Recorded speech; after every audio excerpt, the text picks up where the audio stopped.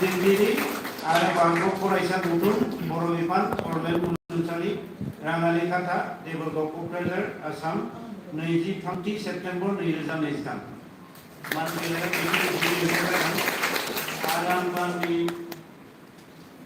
आंनि बिथिंनिफ्राय बिथांखौ रोजा रोजा साबायखर होबाय आरो बरायबाय उनाव जाहाथे बेनिफ्राय साबसिन बान्था उथायनो हायो गोजौजों थांनो हायो बिथांनो स्टेडि माइंड होथो गुवार सानस्रि होथो पजिटिव माइंड होथो जिउखौ गोलाव खालामथो देहाया मोजां थाथो बेखिनिखौ बुंनो आंबो इसोरनाव आरज गाबबाय गोजोनथों।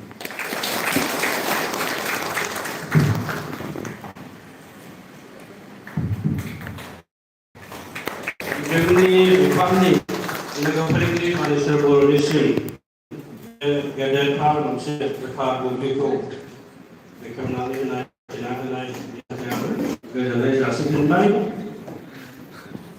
दा बेखिनियावनो मोनसे बाथ्राखौ जोङो दिनै जोंजों लेंहरजानाय गाहाय आलासिनि आखाइजों जोंनि संजिरगिरि केटिकमाव स्वर्गीयारिनि बिजाबखौ बेखौनो जोङो रेडि जादों।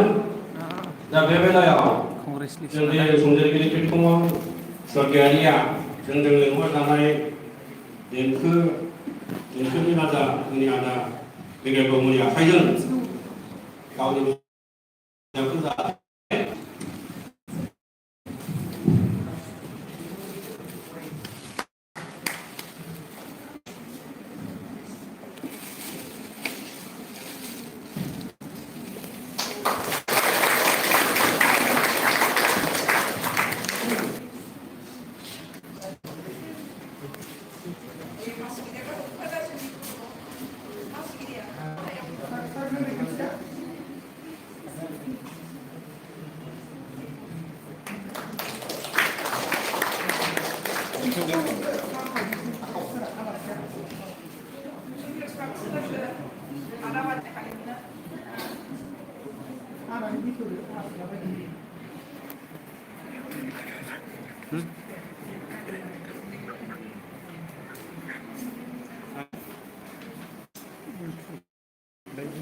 सोलोंनाय दा